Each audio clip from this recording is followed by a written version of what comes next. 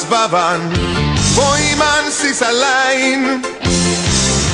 Uuden haasteen toteutan ja teen sen pystypäin. Takavuorten huippujen etsin aina vaan. Ja Pokemonin jokaisen mä opin tuntemaan.